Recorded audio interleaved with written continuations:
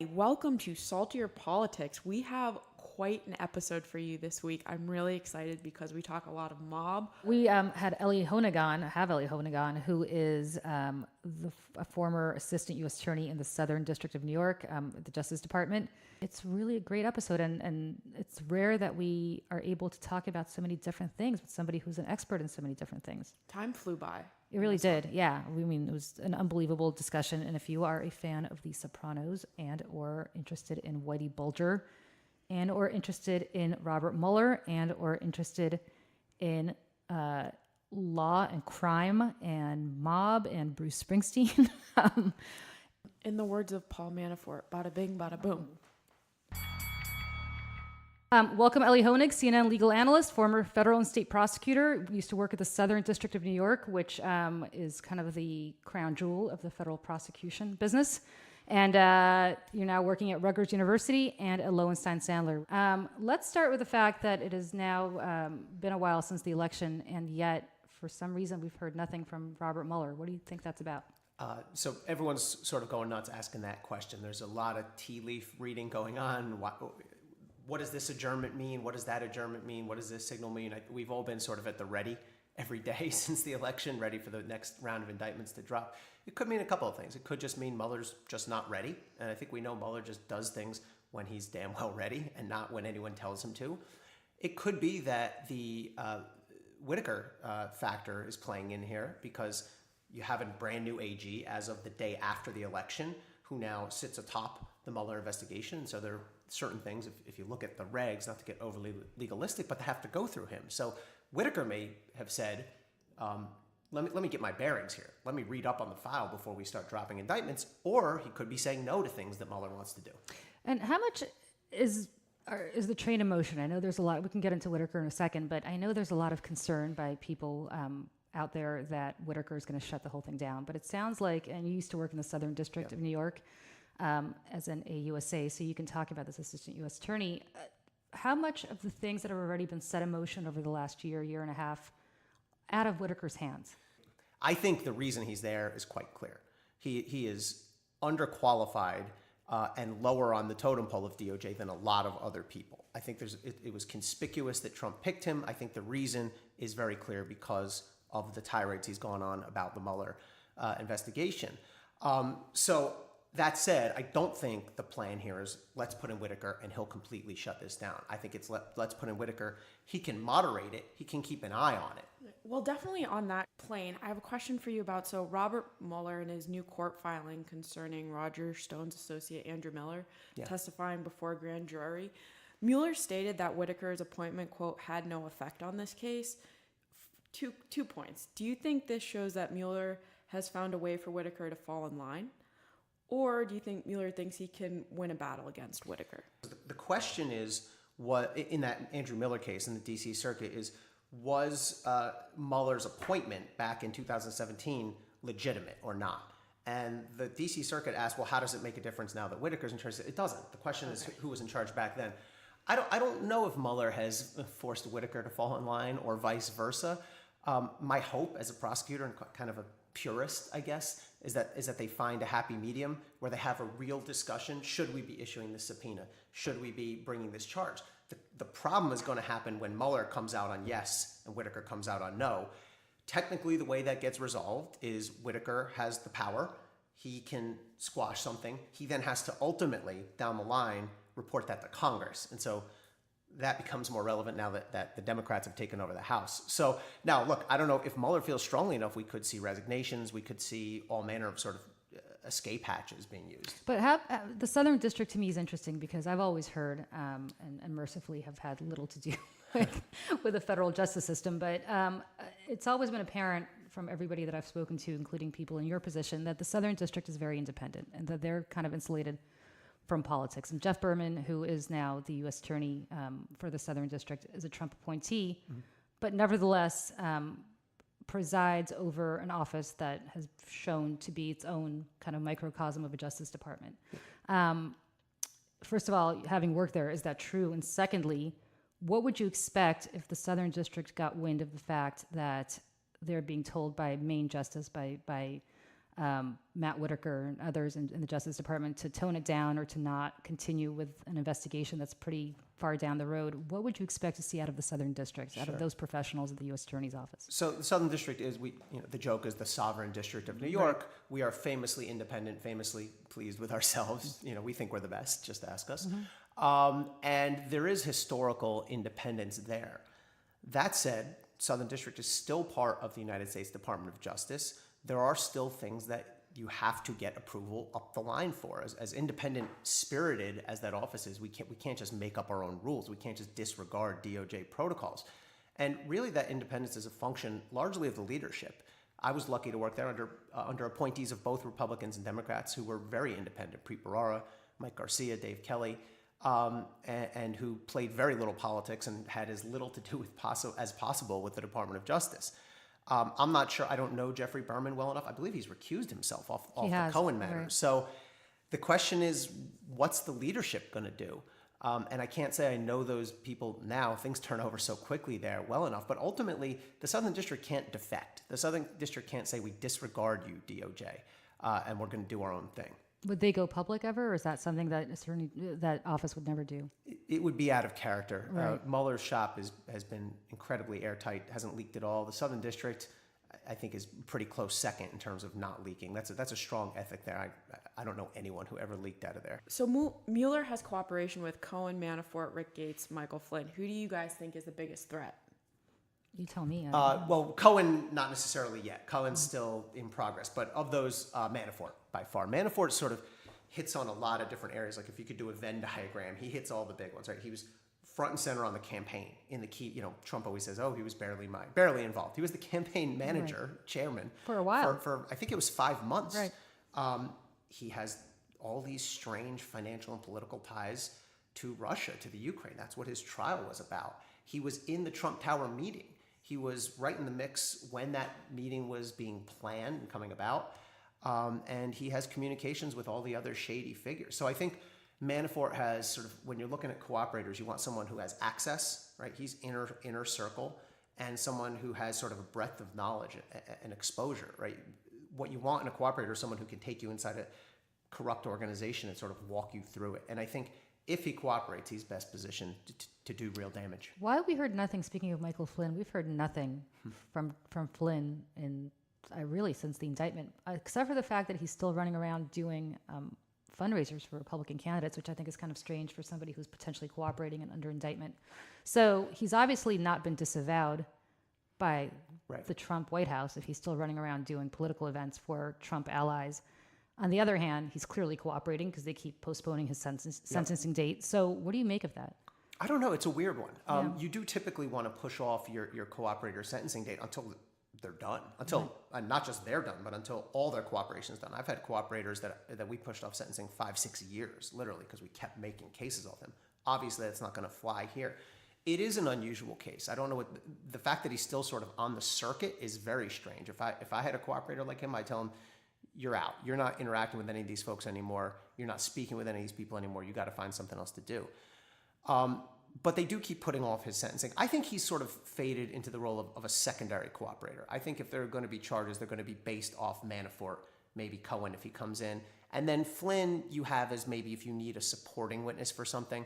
I don't know if that's because they don't fully trust him. I don't know if that's because they just think they don't need him anymore because they have better witnesses. It's always sort of a complicated calculus when you're juggling multiple cooperators. It could be, potentially, and people speculate about this. I find it hard to believe that they might indict Donald Trump Jr., but anything's possible. I mean, first of all, is that something that's a potential possibility based on purely the fact that he perjured himself before Congress? Yeah. Is that something that people would do for somebody in his position? I mean, without anything else? You would definitely think twice and think hard because it's the president's son, but there's no legal or technical immunity or coverage or special treatment because he's the president's son. The president does have some special legal protections that other people don't have. Executive privilege, prohibition on direct indictment, well, not prohibition, but the tendency towards not indicting. But Junior, I think, could be in trouble. I do think he's potentially in the hot seat. I think, first of all, potentially for lying to Congress, as you said. And second of all, I still think that Trump Tower meeting in June of 2016, which Manafort was in, remember the participants on the Trump side was Trump Jr., Manafort, and Jared Kushner, I still think that meeting itself could give rise to conspiracy liability for those who were in on it. So it's possible. I guarantee you Mueller would only indict if he felt like he had a headshot. What about subpoena power? Because now that Adam Schiff is the head of the House Intel Committee, what does that mean for Trump? Yeah. So the fact that the House flipped over to the Democrats, I think, is important, and I think it's an important backstop for Mueller, but it's highly imperfect. I think people need to have the expectations sort of properly aligned. Yes, the Democrats can now issue subpoenas, can now hold hearings, but there's a couple of big things that sort of leave that a little bit short. Number one, the House can't charge someone criminally, right? So there's kind of, you can do investigations, but to what end? The House also, the subpoena power is not as strong as law enforcement subpoena power. If the House issues a subpoena and let's say the White House resists it or claims a privilege, then you get bogged down in these long legal proceedings, and it could really stall out quickly. So the other thing I would say is I think the Democrats in the House, they're excited. They have this new power, but they need to be careful not to step on the toes of anything that the real prosecutors are doing, right? I've heard things like we're gonna call all these witnesses, we're gonna get to the bottom of Russian interference. If I'm Mueller, I'm thinking, please don't.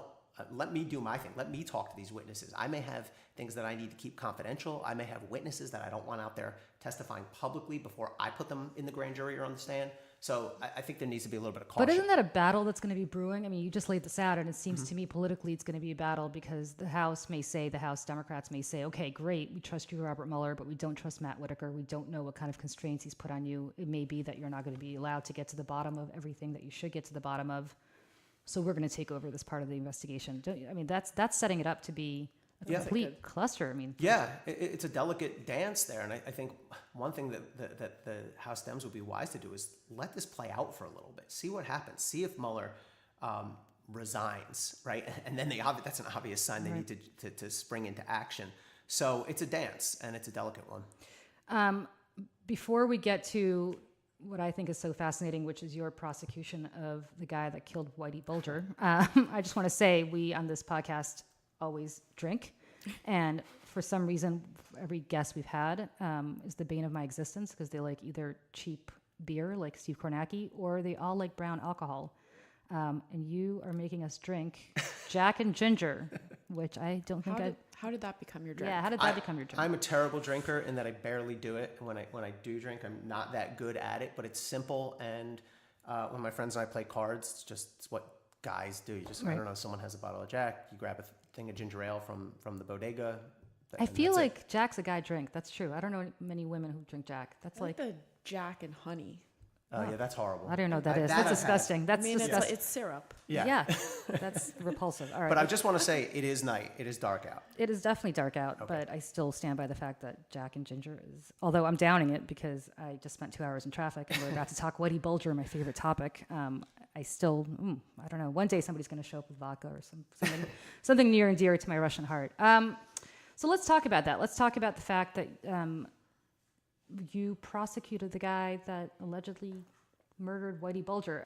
When I was in Boston, Billy Bulger, Whitey Bulger's brother, was sort of the king of Boston politics. He was the Senate president, or the Senate majority leader, as they call it in Massachusetts, I think.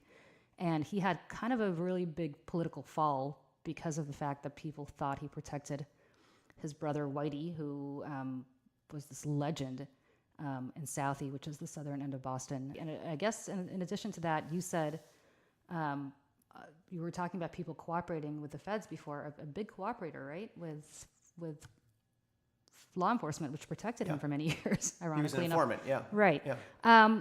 Tell us about the guy that killed him, because I thought you had such an interesting point about why, but you know this guy because you spent a long time prosecuting. I tried him for 5 murders, attempted murders, and conspiracies. So Fotios Freddy Geas was a hitman for the Genovese family. He was not made, right? He's not Italian.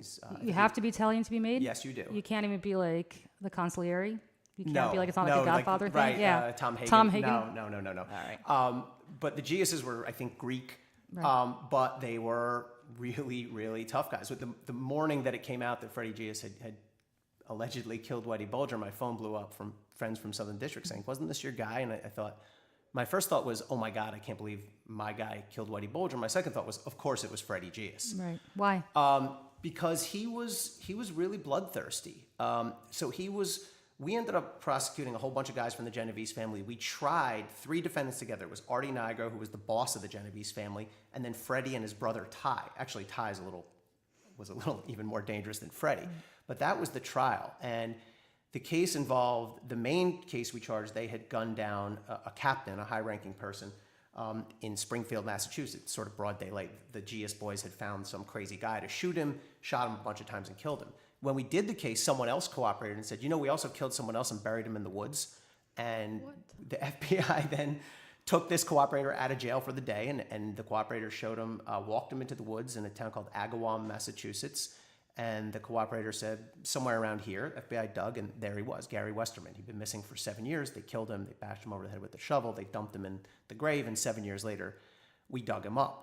And so we tried Artie Nigro. Wait, and the best part is Yep. I read that you still found, or the feds found him still wearing his ski mask. That's crazy. He had his Nikes intact and his ski mask. The way they lured him into the woods is he was a bad guy too. And they said, we're going to rob this drug dealer, and in order to get into his house, we got to cut through the woods here. They get into the woods, they turn on him. They actually, a little detail that makes these cases interesting. The Geases started shooting at him, and they said the bullets bounced off his head. He wasn't dying.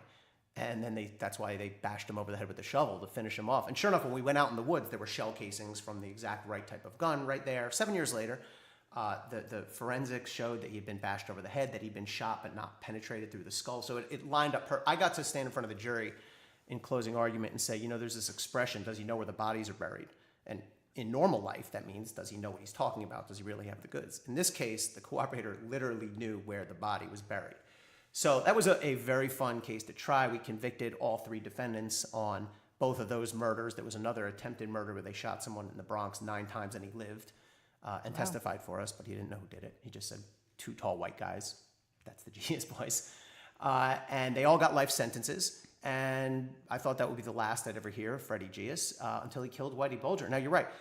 I am 99.9% sure Freddy Geas had never met Whitey Bulger, had anything to do with him until that day. Freddy Geas was operating in Springfield, but he was really a New York extension of the Genovese family. Bulger was a Boston mobster. Totally different ages. No reason to think they would have ever come in contact. But look, immediately I said, I know why Freddy did this. Number one, Freddy just loves the killing. They killed almost for sport. They killed for reputation. We showed the evidence in the case was when they killed Westerman, the guy they buried in the woods, it was because they felt like they weren't getting enough respect. And so we said, we gotta kill somebody. He was kind of their friend. But they wanted to raise their rep. The second thing is Freddy hates cooperators.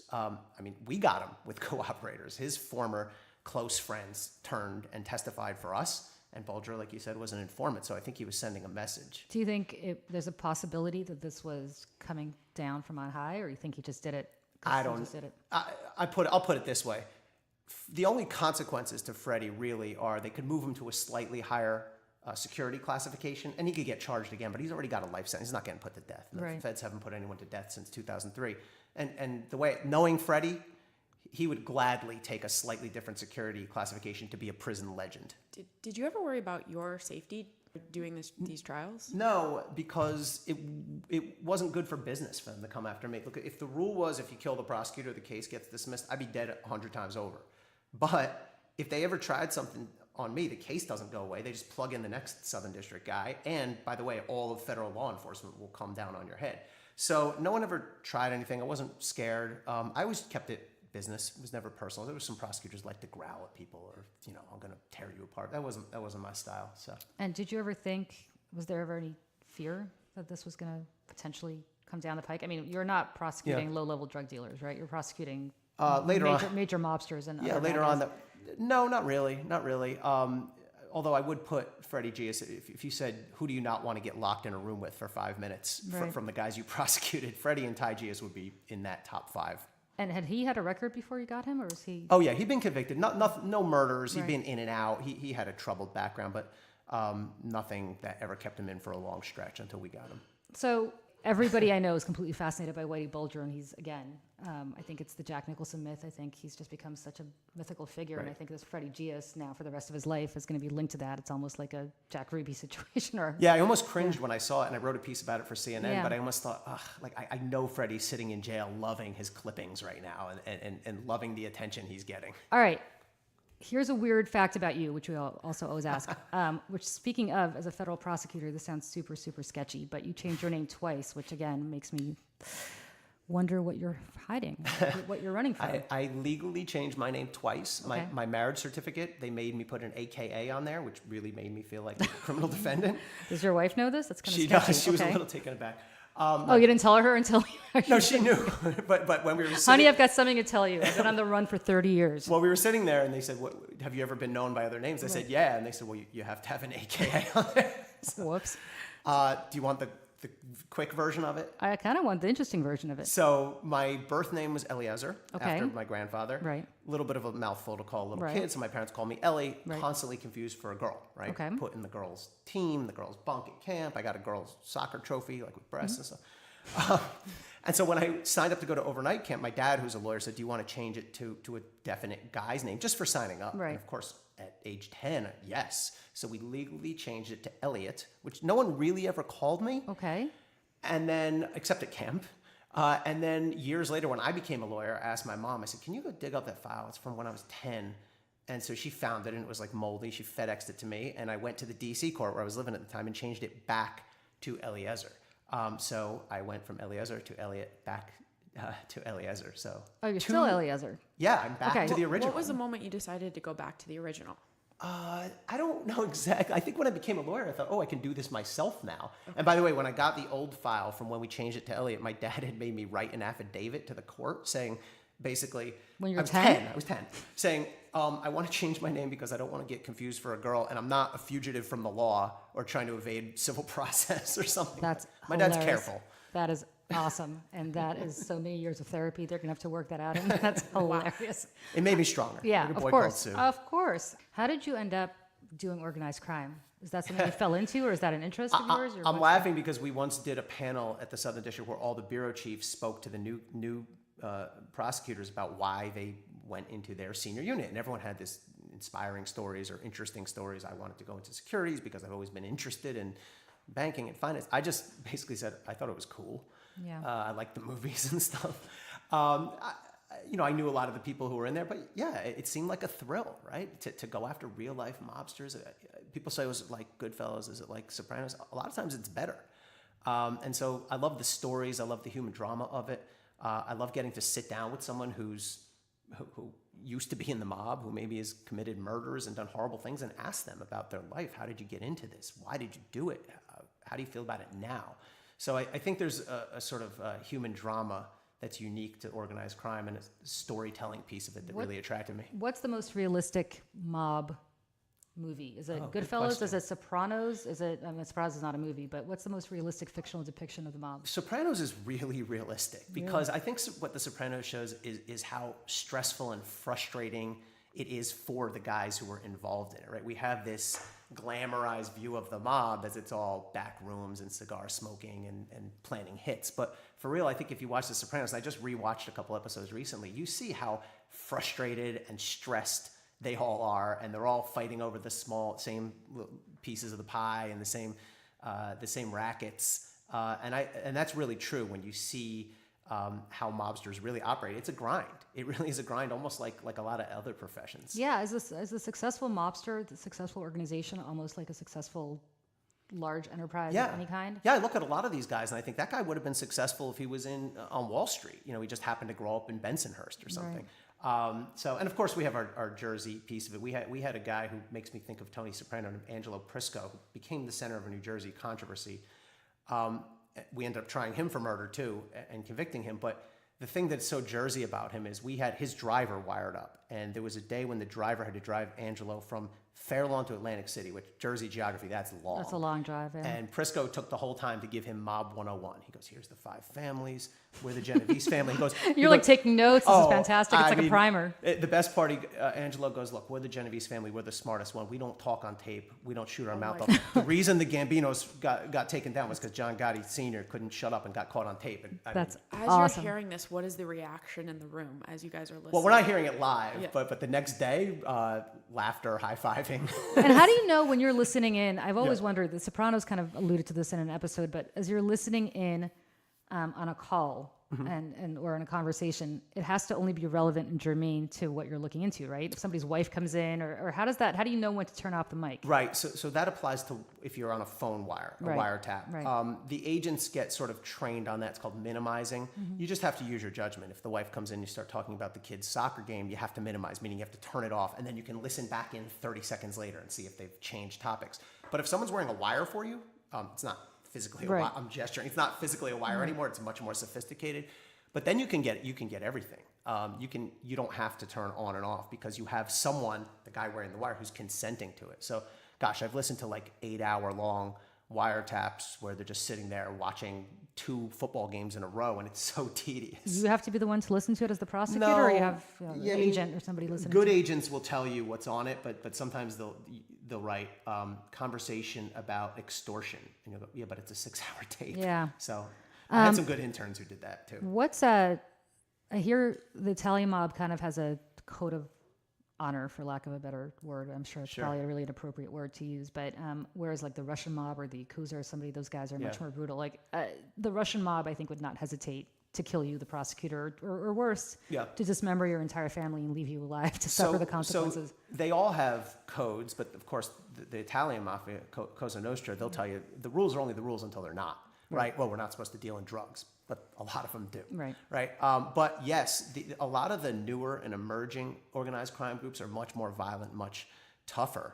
And I'll give you an example. The Genovese family, in another case I did, wanted to do home invasions on people who kept cash in the house, drug dealers, or including the TV show Orange County Choppers. Remember that, where they fix up motorcycles? Yep. So there was a rumor on the streets that they were keeping, and this is public, that they were keeping cash from merchandise sales in their house. So cash businesses.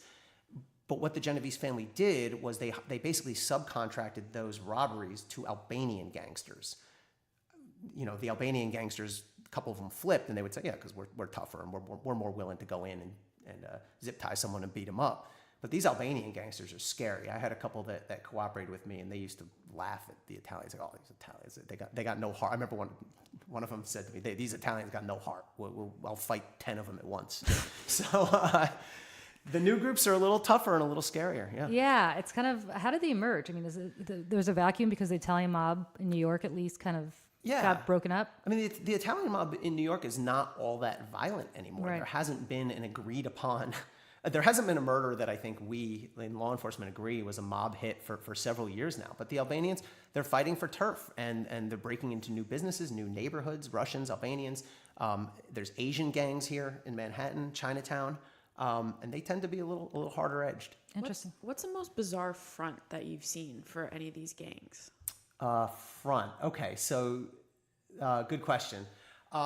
Someone just reminded me of this morning. There was a Gambino family gangster who made a fortune off of the fruit importation business. So he controlled the docks, including Newark and Brooklyn, and he took a piece, I guess it's not exactly a front, but he took a piece of every fruit shipment. And these are these huge barges that come in from South America.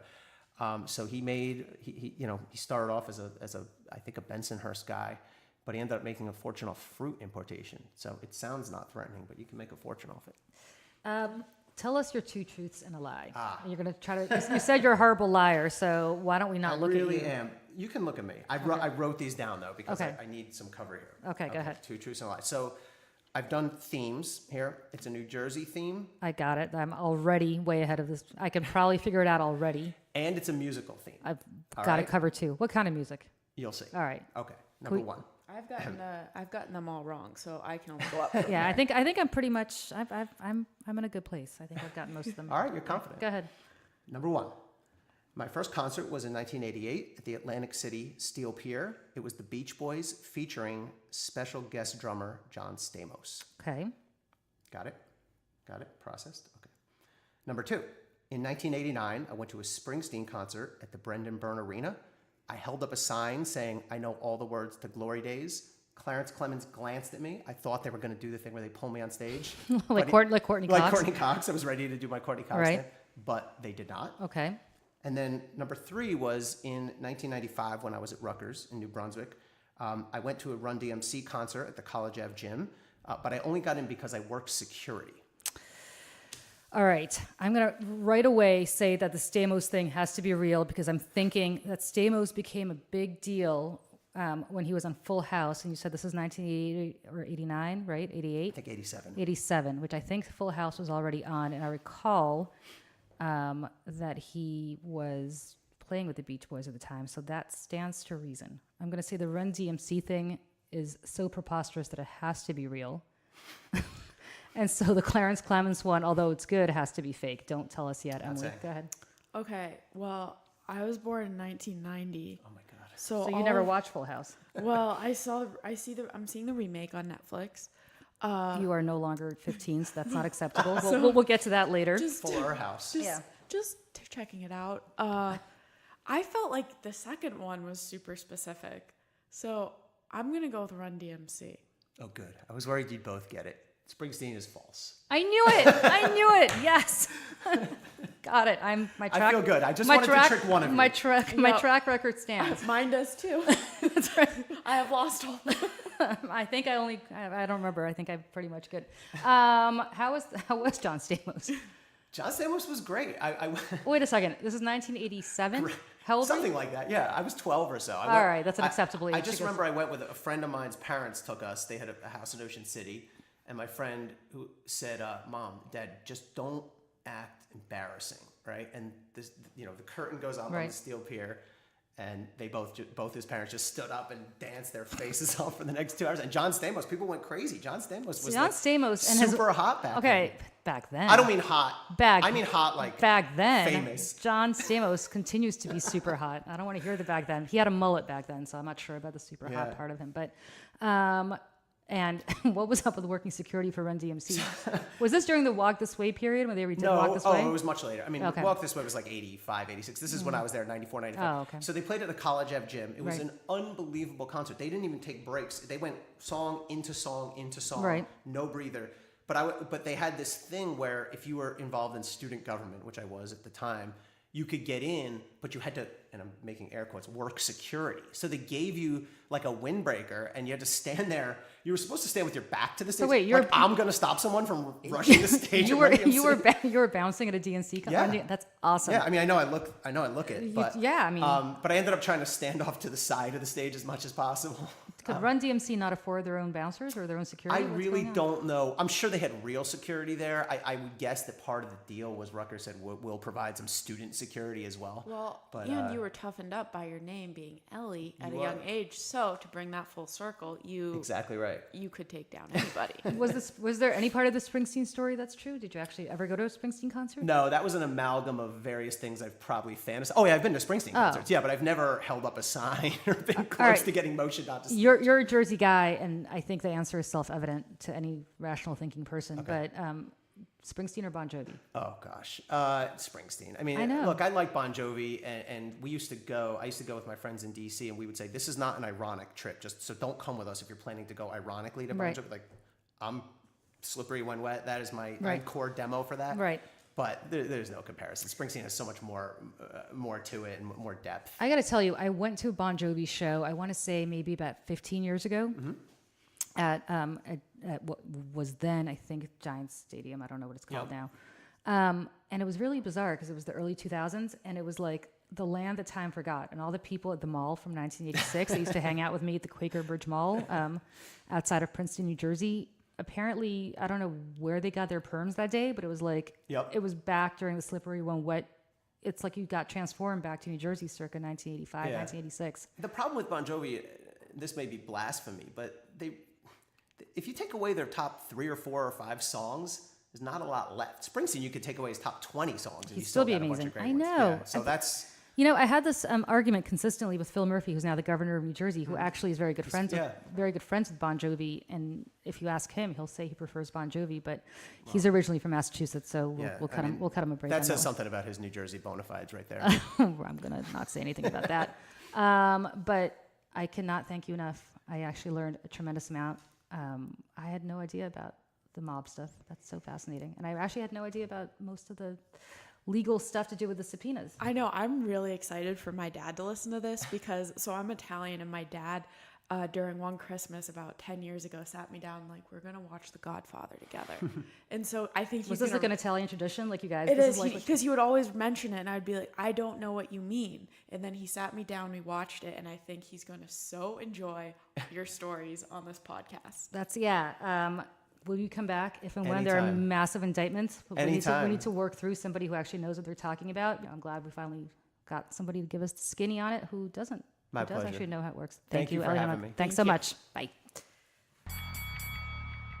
Emily, that was an absolutely fascinating episode, and I'm so grateful for Elie for coming in, or Elliot, as we learned today, which hopefully his wife will listen to this episode and maybe find out something about her husband she did not know before, including the fact that he had several aliases that he went by. Do you have any aliases, AKA? I actually do have an alias. I didn't know that you have to put that in your marriage certificate. I do, because my, as you know, my real name is Julia, not Julie. Julie is just what I go by. But when I was born, because there's no J's in the Russian language, it's really Yulia. So although my legal name was changed to Julia, I was born Yulia, which I'm not sure people knew about. So there you go. How about you? I don't, but I actually remember learning that because when we did the clapback, I thought someone had misspelled your name, and then you're like, no, they didn't. Nope, that's definitely it. What's making you salty this week? It actually has to do with that. It's poor grammar. It's when reading this Donald Trump letter about Khashoggi, the White House official response, I wish the White House would hire my 5th grade grammar teacher, because the exclamation points, the use of commas, and run-on sentences is appalling. Well, you know that grammar was a big running theme when we worked on the clapback together, and it continues to be. I don't understand what is so hard about writing properly. Didn't Trump say that he's not using a lawyer, he's handwriting all of his answers for the Mueller's questions? I can't wait. Can you imagine if you're Robert Mueller and you're looking at this, and if he really did handwrite this? Do you think Trump, however, will use that and say, oh, the comma is in the wrong place, you're misinterpreting it? He might. Do you think it's also in 240 characters or less, every answer, or do you think he's capable of writing in complete paragraphs? I don't know. Yeah. I'll tell you what's making me salty, and it's been making me salty for a while. So I think maybe a couple of years ago, I think it was on Outnumbered, which is a show, as you know, that I used to do at Fox. I had said that I thought it was potentially time for Nancy Pelosi and the Democratic leadership of the House to step down. And I said this, 3 years ago. And I said this because I thought, okay, they've been around a long time to give somebody newer an opportunity. But I'll tell you what's making me salty. I'm tired of people going after Nancy Pelosi now. Aside from Donald Trump, she did more than anybody else to bring Democrats to the promised land this year and get them the majority. And she did it. She was at the helm. She was the team captain. She was the quarterback, however you want to phrase it. That's the only football analogy you'll hear me use, because I don't know anything about football. And the fact that Nancy Pelosi now is being challenged by these people after everything that she did to get the House back kind of is offensive to me. And what I don't get is, I hate to get on the moral high horse about her being a woman, but why is it that nobody says this about Chuck Schumer or Mitch McConnell, who are probably around the same age that she is and have been around, and not so much for Schumer, but McConnell's been around a long time. Why is it that it's time for her to go? I mean, she did everything that Democrats could have asked her to do, which is she got them the majority. So I think let's calm down. Let's give Nancy Pelosi another term, see how she does, and then revisit this again in 2 years. But I really am getting a little annoyed with this anti-Nancy Pelosi sentiment. I think you're exactly right. I think it's about the vilification of women. It's easier to do that because she's this woman, and you should just be like, oh, she's being mean, she's being evil. And Alexandra Petri of the Washington Post, who's great, and I highly recommend people read her. She's kind of does this satirical column, had this great column, which I'll tweet out, but she basically that there's this sentiment, oh, I'm not anti-woman, I'm just anti this particular woman. Hillary Clinton, Nancy Pelosi. It's not that I don't want powerful women in power. In fact, of course I support women being powerful, just not this particular powerful woman. And they say that about every powerful woman that's in charge. It's kind of really annoying. And maybe if you stand back and take a look at it, really it is a problem with the fact that they are women who are powerful and not just with them individually. So what is it about her that irritates people so much on both sides of the aisle, other than the fact that she is a woman? It's been going on since before the election, and now shortly after the election it continues. So I hope it stops. Cut it out. Leave Nancy Pelosi alone. All right. Thank you so much for listening. We will see you next week. Sounds good.